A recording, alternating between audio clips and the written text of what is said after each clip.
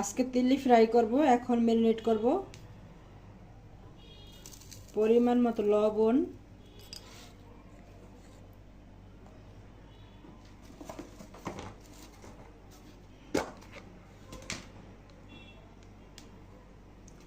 আদা বাটা রসুন বাটা একসঙ্গে বেটে নিয়েছি,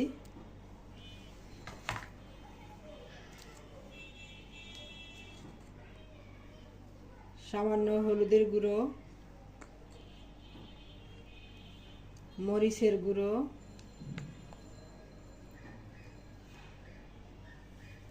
ধনিয়ার গুঁড়ো, জিরার গুঁড়ো,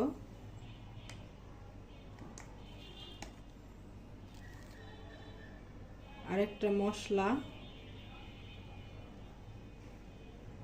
দারচিনি এলাচ সব মশলা দিয়ে একটা মশলা বানানো।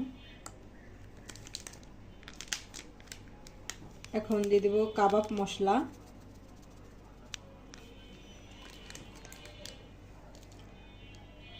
এখন একটু ভিনেগার দিব,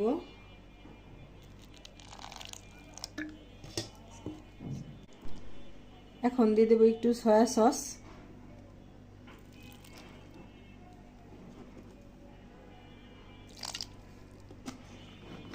এখন ভালোভাবে মাখাই নিব। তিল্লিটা আগে আমি সিদ্ধ করে পরিষ্কার করে নিয়েছি। এখন ভালোভাবে ম্যারিনেট করে ফ্রিজে রেখে দেব 20 মিনিট, পরে ফ্রাই করব। এখন তিল্লিগুলো ফ্রাই করব।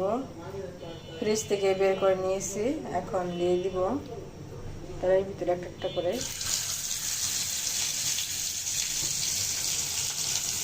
এই তো এখন সবগুলো দিয়ে দিচ্ছি একসঙ্গে, আস্তে আস্তে জাল হবে, তারপরে উল্টে দিব। আমার তিল্লি ফ্রাই হয়ে গেছে। দেখুন, এইভাবে বানিয়ে খাই দেখবেন। পুরো ভিডিওটা দেখবেন, আপনাদের সামনে গেলে ভিডিওটা ধাক্কা দিবেন না, পুরো ভিডিওটা দেখতে থাকবেন। ভালো লাগলে লাইক কমেন্ট শেয়ার করবেন। এখন আমি পরিবেশন করে দেখাবো। এই তো দেখুন তিল্লি ফ্রাই হোটেল স্টাইলের মতো বানাইছি আজকে। ভালো লাগলে লাইক কমেন্ট সাবস্ক্রাইব করবেন এবং শেয়ার করবেন।